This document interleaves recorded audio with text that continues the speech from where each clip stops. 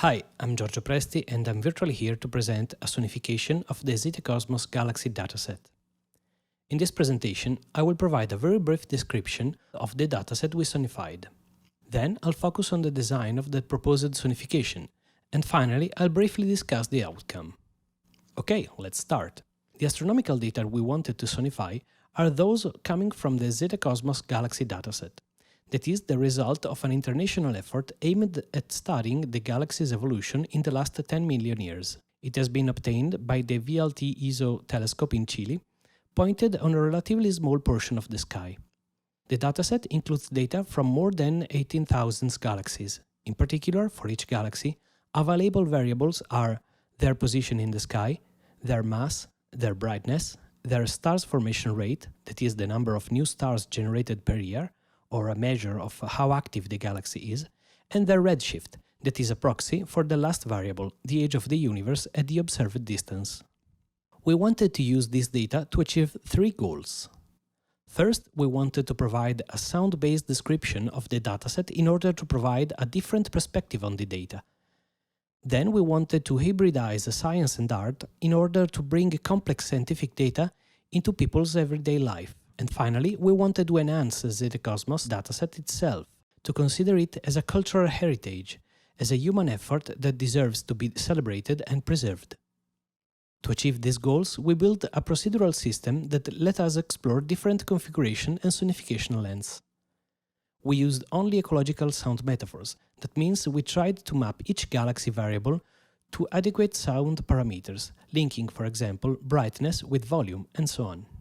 We also wanted to sonify the uncertainty of the observation, and we wanted the sonification to match the aesthetics of contemporary electronic music. The final sonification is a 25-minute-long artificial soundscape composed of three main elements: a layer where each galaxy is sonified as a single acoustic event, modulated by the variables present in the dataset; a second layer where galaxies with extreme values are marked with the auditory icons; and a third layer playing a polyphonic drone sound modulated by the moving average of galaxy variables across time. Before describing the exact mapping between variables and sound parameters, it must be said that to ease the interface with the sonification module, we normalized the variables between 0 and 1, clipping the outliers in order to maintain a good resolution. The clipped values were marked and sonified in a separate layer. Now, each sound event of the galaxy layer represents a galaxy, and the time it occurs is linked to the age variable. The whole sonification is like a journey that starts from Earth and goes farther away, back in time.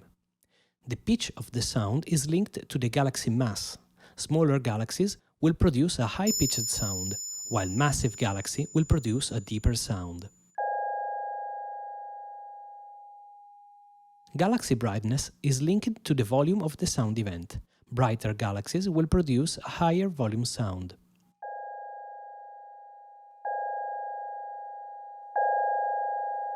Star formation rate is linked both to the length of the sound and its frequency modulation parameters.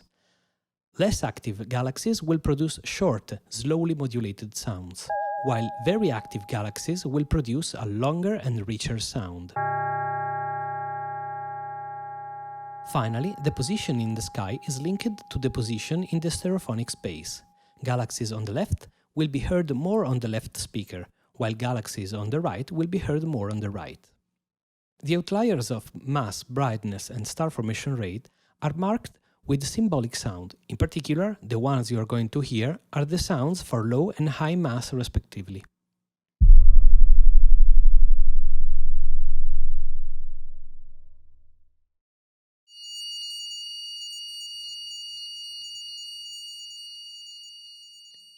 This is the one for high brightness. Low brightness is not marked since the lower cut is arbitrary. And these are the sounds for low or high star formation rate, that is, inactive versus very active galaxies.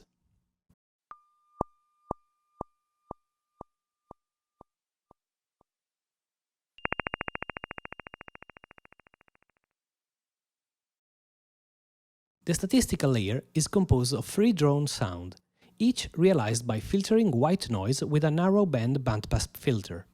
The frequency of the filters is controlled by the moving average of mass, brightness and star formation rate variables. To render the idea of increasing uncertainty, the quality of the filter is inversely proportional to the elapsed time, so as to suggest that the further we look, the less we know.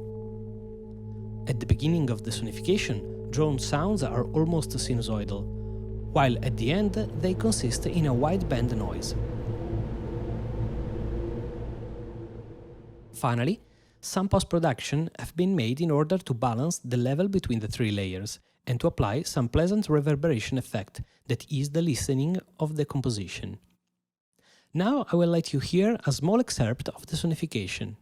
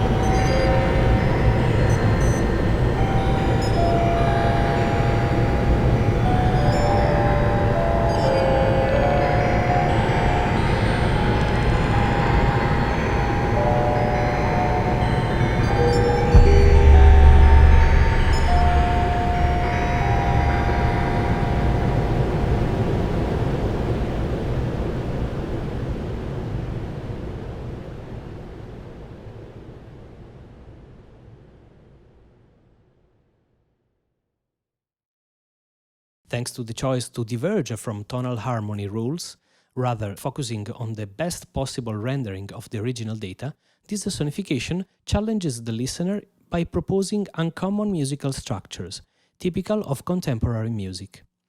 Such a listening activity is expected to raise users' awareness about their own perception and highlight the importance of sound as a carrier of meaning. Public presentation of this sonification already started to take place as dissemination events in cultural institutions and planetariums, and as art installation in museums. We hope you have enjoyed the work, and thanks for watching.